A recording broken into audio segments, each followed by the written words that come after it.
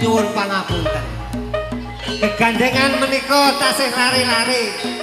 Menika generasi penerus seni jantilan sedaya utama pramila monggo dipun sekuyung dipun doaken mugi-mugi saged lestari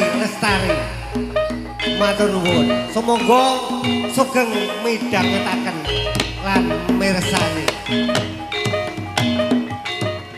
Oh iya. Oh iya.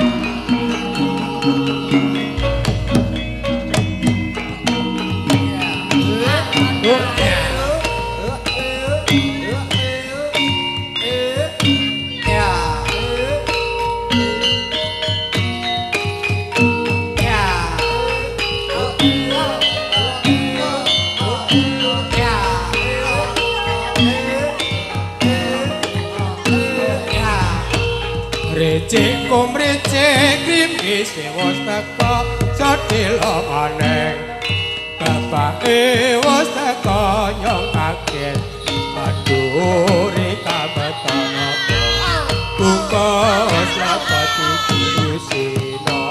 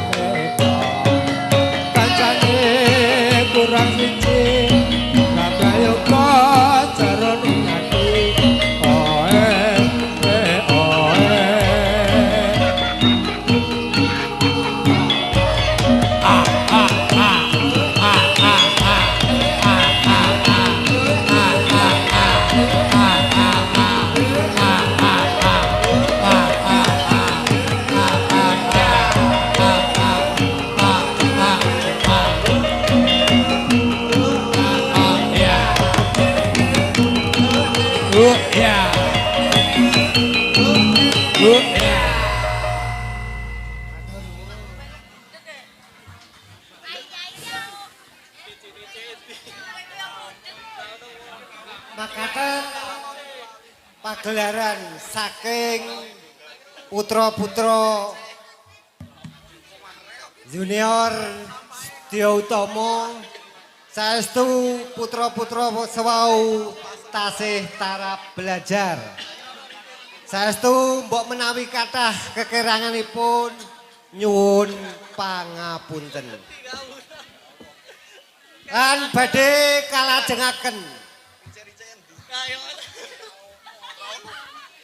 pagelaran seni reok ponaragan saking remaja Setyo Utomo gegandengan sekedap malih badhe paring panglipur dumateng panjenengan pramila dumateng para yoga kula aturi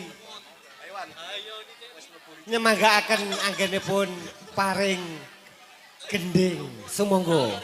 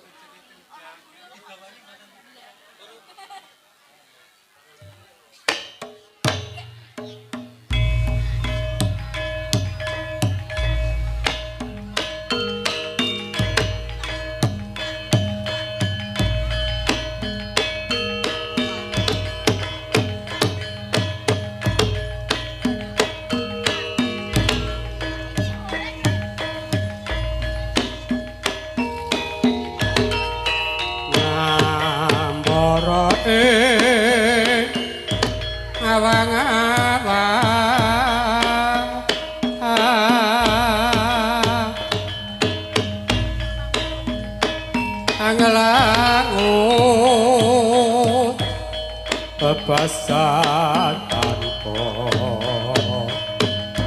tapi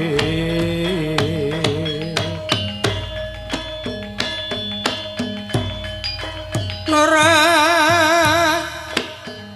paseng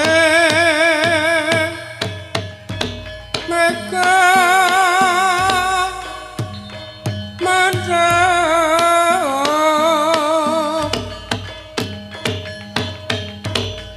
mibar nyidari jagat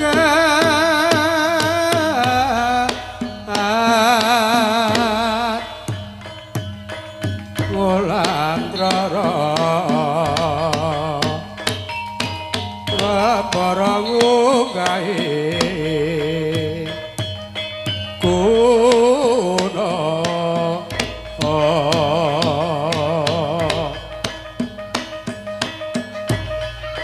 tungkol ngumbar gagasan satemake lawa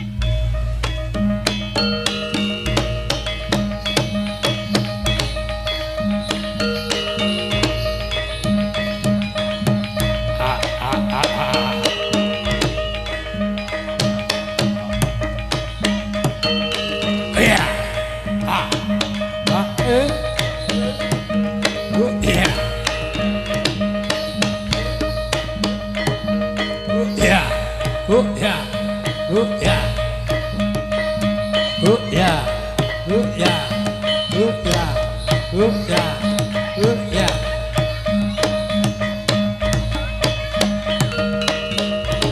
Saben bengi nyawa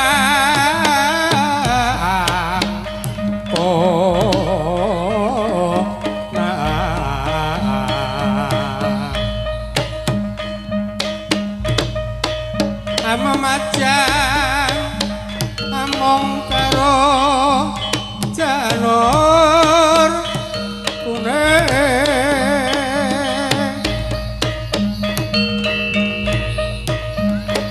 ana wae ngatan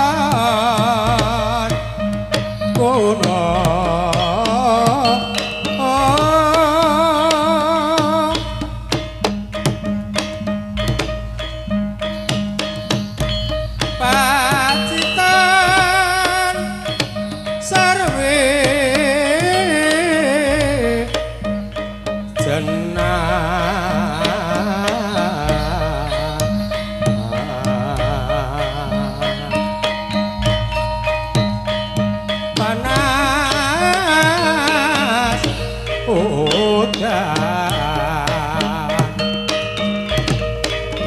Sudan aleng-aleng capek kuno nadyan wadon sari lana inomane banyu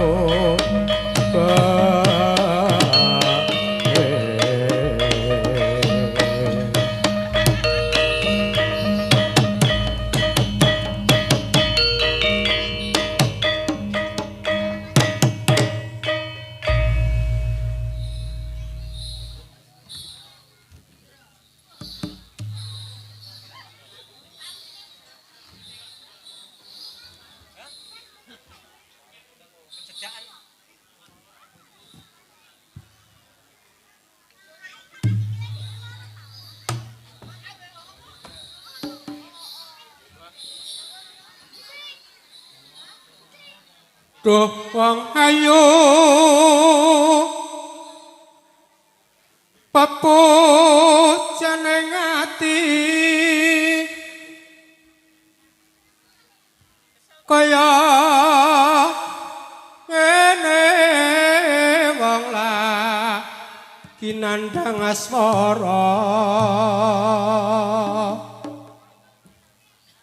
apa to awakku dewe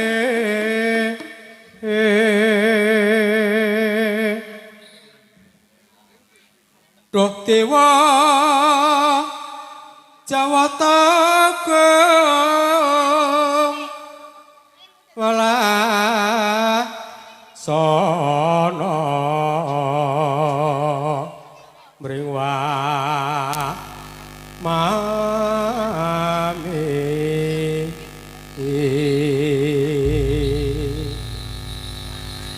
besok kapan ketekan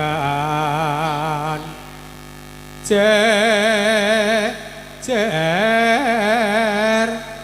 kan wong ayu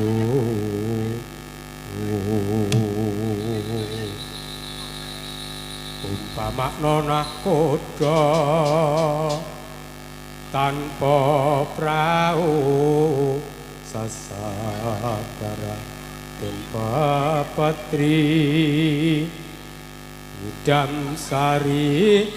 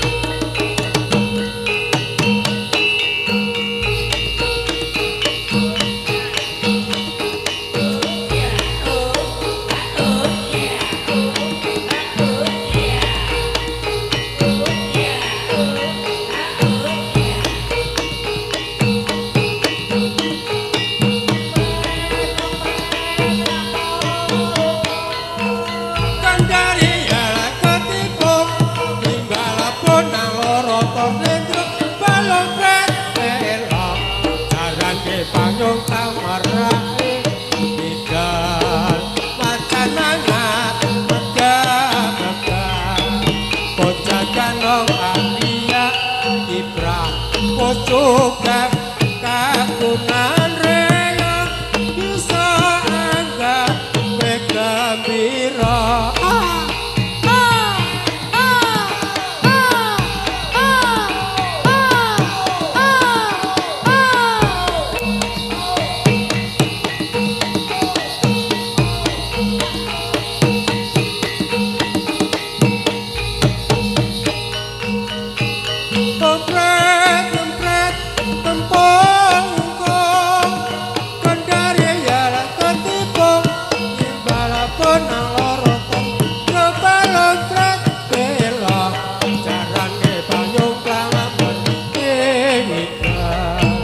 macan mangat megap-megap pojangan mau alia ibrah pojoga kagunan reya bisa anggap megambira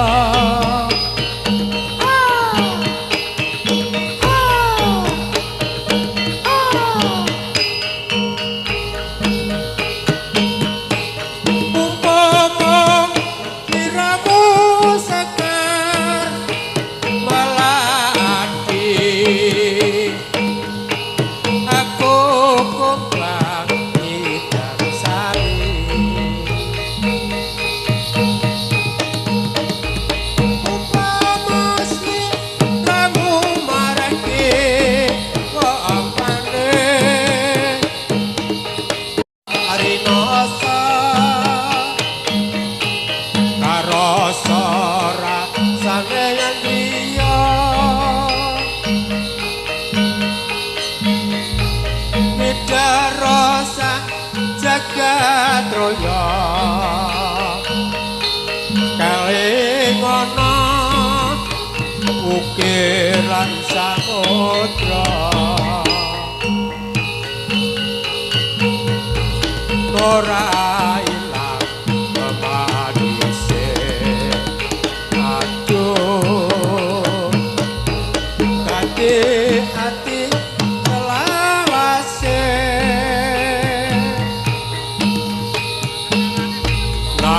nalikane ra ing dalu atiku lam-laman si rupa ayu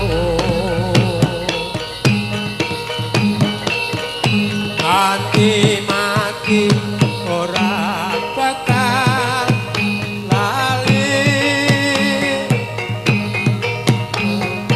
ritane luku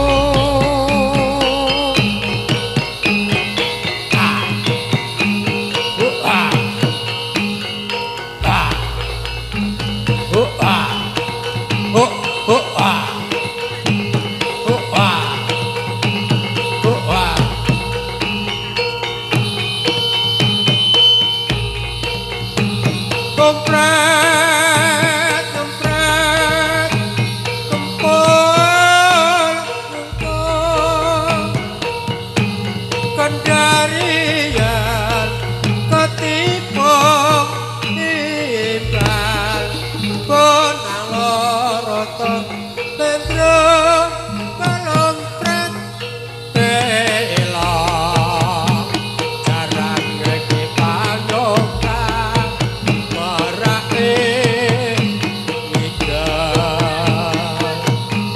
macan mangat megap-megap pojangan mong alia ibrah pojoga kagunan reya bisa agak megambira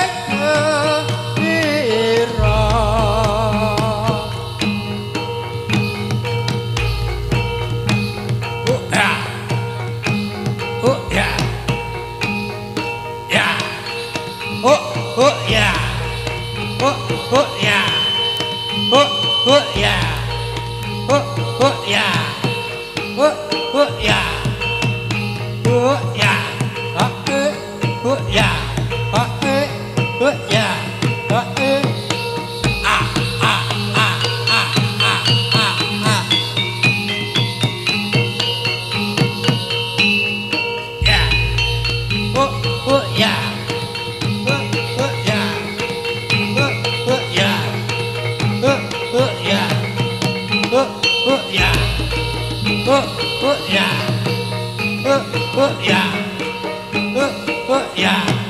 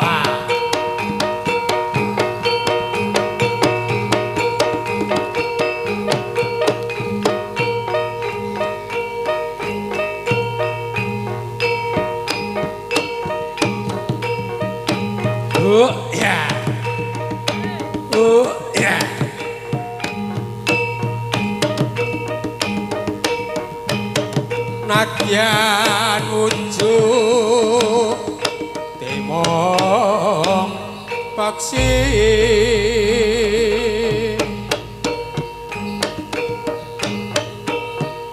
hakawe taline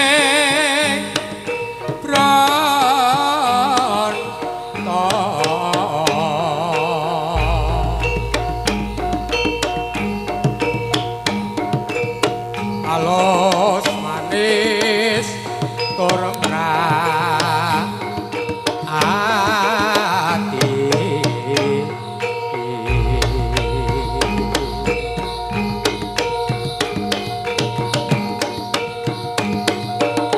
wis suwe kena kula lono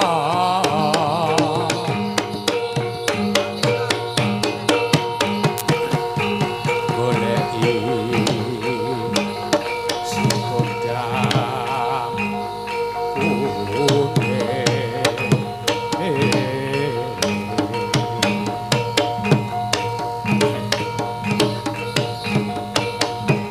iba bunga ing atiku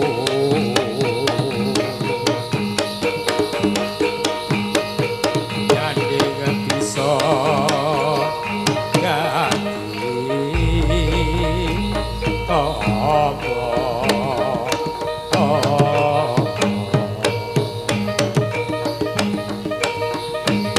esok awan ning omah wis ora krasa keluyuran anggoleki sing tak sayang mubang dicergon ugo leki ora krasa esuk mati wengi eman yen kanthi liya kang nyawa kleyang tak sawang menta ning obah kegoncang tak rindik saka kadoan sarwa ngoceh dewi ngaleh elok kae tak suwun mbok aja ngeceh podang kuning agawe pikirku seleret ireng tak sawang katon manise iki bunga yen lakon dadi duwe ora bakal atiku kiwang liya yen si podang andutut ati kebanan ora mendho atiku tanah saya ndotro tak sranani sono pikat kulut oh oh ah oh oh ya oh oh ya oh oh ya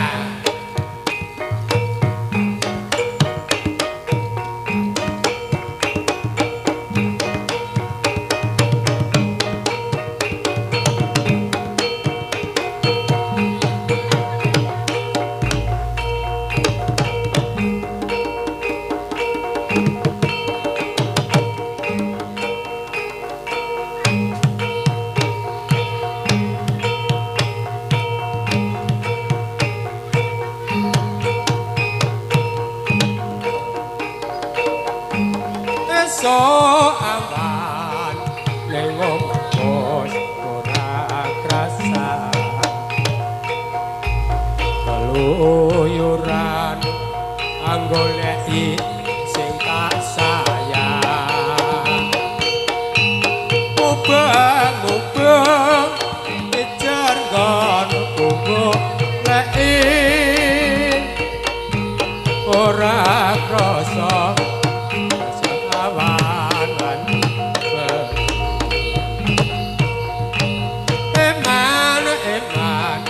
ganti yo kang nyawa beyang tak sawang pencok neng apa kegoncang tak rendek saka kadowan sarwa ngoceh dewe ngalek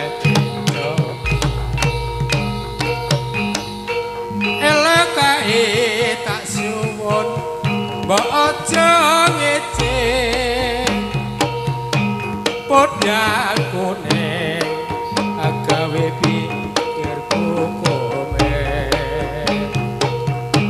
sleret ireng tak sawang katon manis ati bunga yen lakon dadi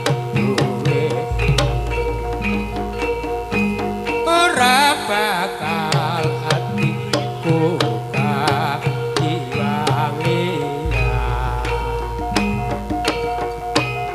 yen si podang andutut ati kebranan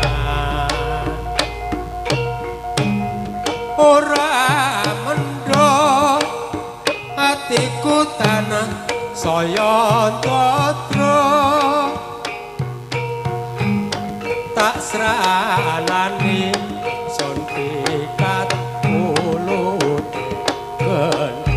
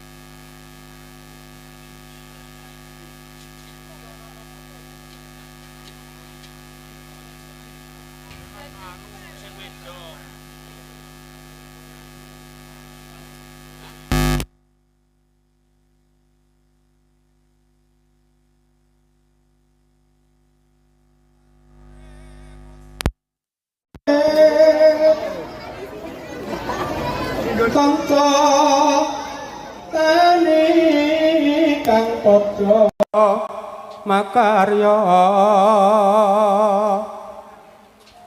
sinawung lejaring kalih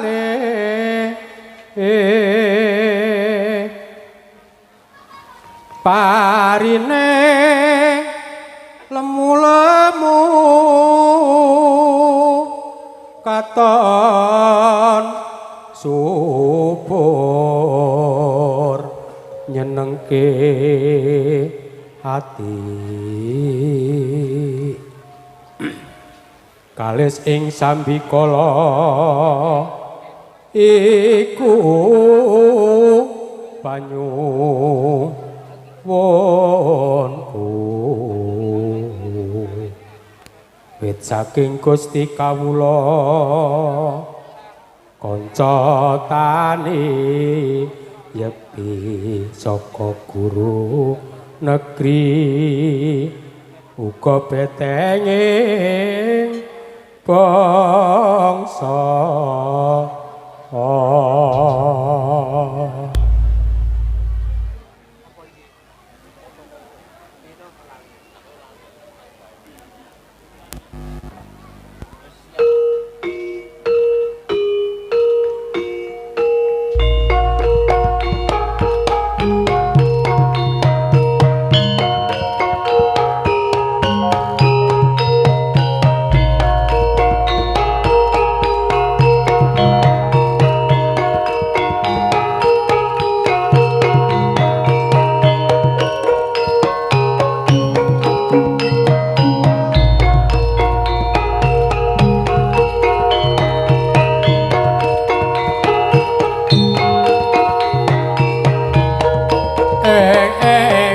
pacaran tatu miring nang Betawi Pedolet buka topi gone dhuwur wasidya dalan sepur renteng medun tekan jrengeng wetan il sing kependhen kami ijo pacaran tatu miring nang Betawi Pedolet buka topi dhuwur wasidya dalan sepur renteng muga-muga tekan jrengeng wetan sing kependhen kami ijo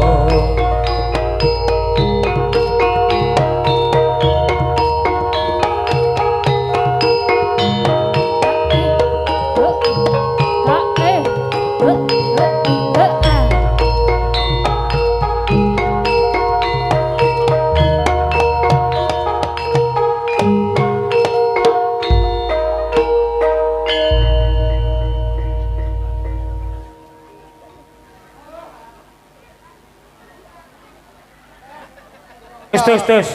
Apa? Pilek mbem. Udan panas pilek iki. Ora Piye, Mbem? apa-apa. Piye kabare, Mbem? Yo, pangestune apik wae lho. Alhamdulillah. Yo. Alhamdulillahirabbil alamin. Wis sekarang Sehat. dina mau ya aku wis dijamoni. Jamune apa? Ayo. Ndok sapi. Yo sapi, ya wedhus. Oh, wedhus kowe. Dadi kaku kabeh. Oh. Wis Ra apa-apa nek kaku-kaku. Tapi aja apa nek kaku. yo, apane yo? Aku sene. Agonku ki ana kaku akhirnya besar ngene iki terus nyebelah sapi, wedhus. Marai kaku. Ya lo keselem ngampaki pegel aku juga. Ayo kuwi. Ya kuwi kaku. Ora iki. Ora. Wis tuwa ki wis ora iso. Wis aja anu. Aja suwi-suwi. Yo. Oh, ling ngocek. Yo. Iki awak dhewe iki rene iki kon ngopo? Yo, becik ketitik ala ketara yo salam sih. Oh iya maksudnya salam sih. Yo. Ayo monggo Mas Tembem. Oh. Gila dadi sutat ya. Kaya Pak. Kayak sutat didik. Pak Sutati sana. Sutat. Wis, ayo. Bismillahirrahmanirrahim. Assalamualaikum warahmatullahi wabarakatuh. Waalaikumsalam warahmatullahi wabarakatuh. Ah, Kurang ono si jawab kok ora aku tok. ya kebangetan kok. Bangetan tenan do krungu ora to? Mentang-mentang bar mangan wedhus sapi. Oh, Kaku kabeh, mulute kaku ora iso jawab salam piye to? Heeh. Ayo ulangi meneh. Assalamualaikum warahmatullahi wabarakatuh. Waalaikum. Alhamdulillah. Padha krungu kupinge. Sing jawab muga-muga paringi panjang Umur rezeki sing kathah. Nggih. Aja paringi sakit. Oh, paring sakit. Tetep dikeloni bojone. Yo, sing penting aja salah panjange. Heeh. Ani kae nak sing ngendang kae mbok keloni mbok ora kae. Buh kae. Heeh. Lagi. Teko urusane dhewe-dhewe. Poso kae lagi. Poso. Ah. Tol. Piye Kang Tembem? Pokok men bengi iki sing sami mirsani kesenian bengi iki bakale marem. Yo marem. Masalahe macem-macem iki. Macem-macem.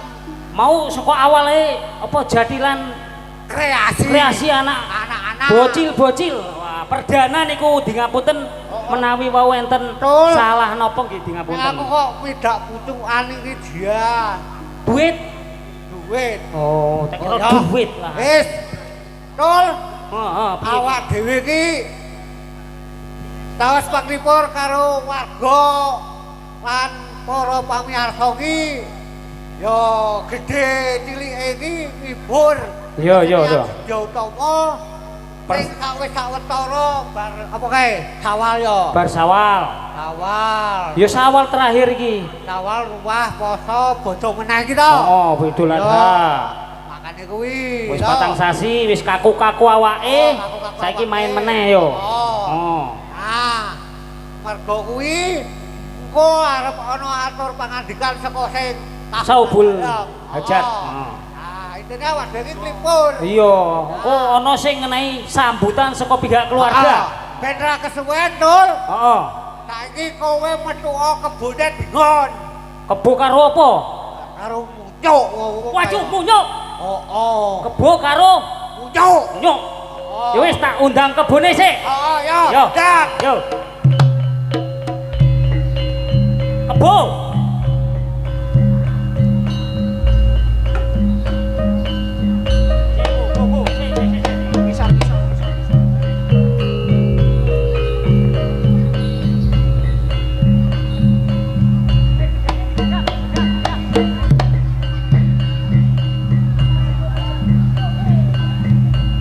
dumateng pamirsa menika nggih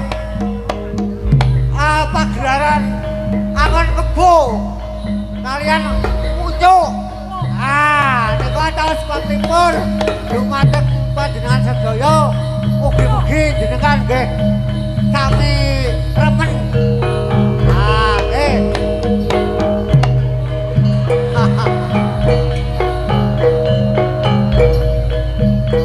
Ana munyuke tenane, kaget aku. Ah, nopo to e? Oh, tak kira karo kebotok, ternyata karo munyuk. Oh. Kebune kan ubah. Ya, Bu.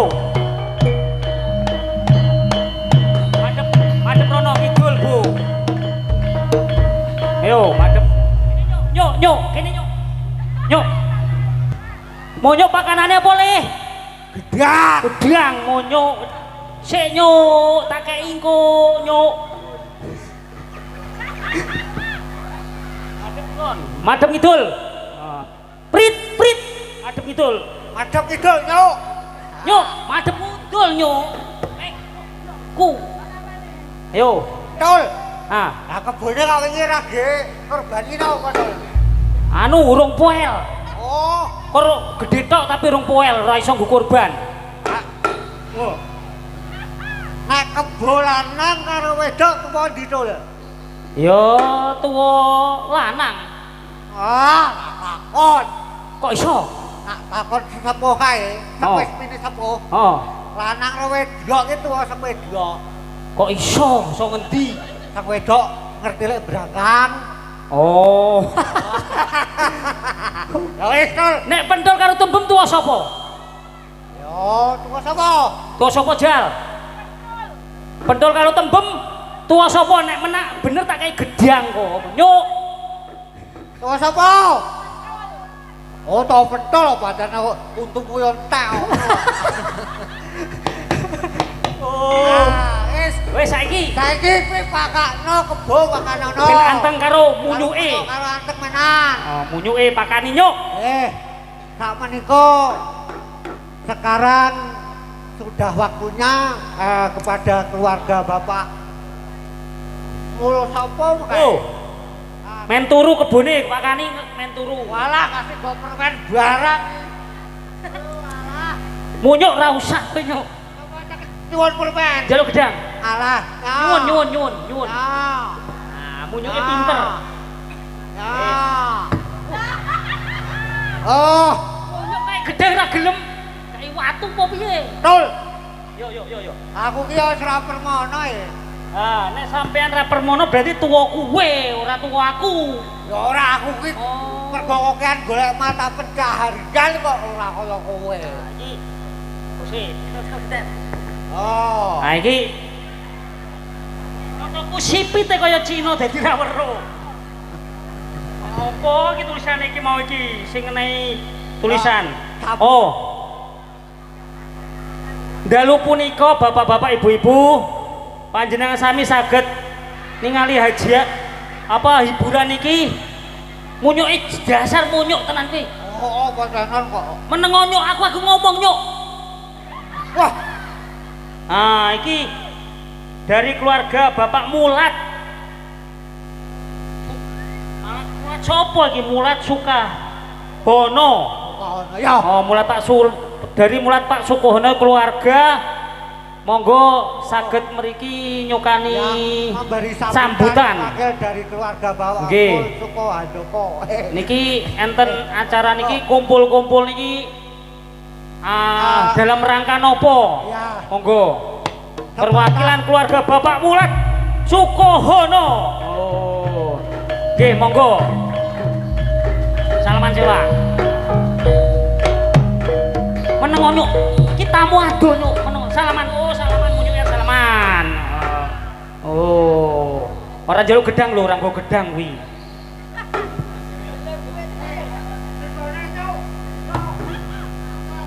Sing anteng, iki keluarga Bapak Mula Sukohono badhe nyukani apa namanya? Sambutan. Monggo. Assalamualaikum warahmatullahi wabarakatuh. Waalaikumsalam warahmatullahi wabarakatuh. Alhamdulillahirrahmanirrahim. Allahumma sholli ala Muhammad wa ala ali sayyidina Muhammad. Rabbi shrahli sadri wa yassirli amri wahlul 'uqdatam min lisani yafqahu qawli. Yang terhormat sesepuh Desa Wonolobo yang kami hormati, kemudian orang tua kami, saudara-saudara kami yang telah hadir di acara ini. Tidak lupa yang kami hormati juga teman, dulur dari komunitas budaya dan seni Sedia Utomo Ribon. Sangat menarik malam ini, sungguh di luar dugaan. Alhamdulillah hari cerah sekali sesuai dengan rencana.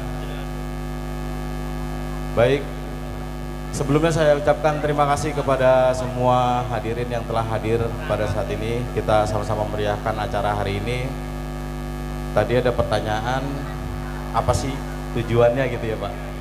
Oke, mohon maaf saya bahasa Indonesia karena saya Jawanya kurang. Saya cuma bisa nggah-nggih doang sampai dapat julukan Mas Canggih, cangkeme nggah-nggih. Gitu. Oke, jadi tujuan utama kami untuk mengadakan acara ini adalah yang pertama silaturahmi. Kenapa saya bilang silaturahmi? Karena saya dari keluarga Ibu Susi, saudara Pak D saya, Pak Mul, terus kemudian saya dari cucu Mbah Sato yang kebetulan berinisiasi mengadakan acara ini dengan tujuan silaturahmi. Karena apa? Saya akui saya keluarga besar di sini Mas, keluarga besar yang saat ini kalau saya door to door, satu persatu berkunjung ke rumah saudara-saudara saya, kemungkinan 1 tahun itu juga kurang cukup. Makanya saya berinisiasi dengan keluarga untuk mengadakan acara ini. Kita kumpul bareng, saling tatap muka, terus kemudian kita saling temu kangen teman-teman, kemudian saudara-saudara yang dulu saya sering kesini tuh masih kecil mas, masih kecil karena saya tinggal lama di Jakarta. Jadi saat ini alhamdulillah kita bisa sama-sama berkumpul seperti itu.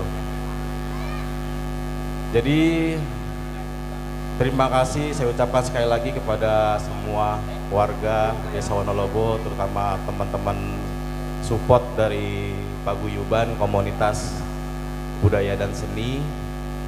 Terima kasih telah menghibur kami, terima kasih telah meluangkan waktunya pada hari yang cerah ini sehingga kita bisa sama-sama berkumpul.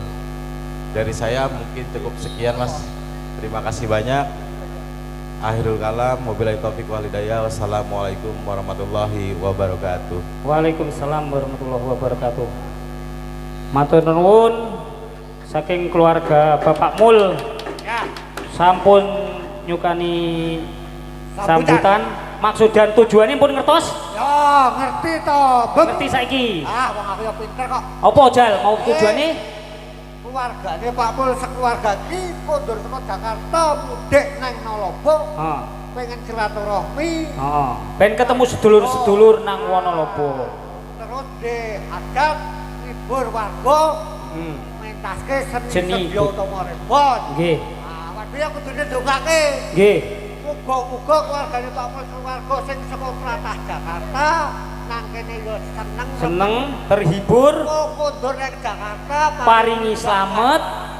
Ya, amin. Rezekine lancar meneh. Amin. Ben nanggap meneh. Alhamdulillah. So pas bodo malah yo. Wis, tul. Nggih.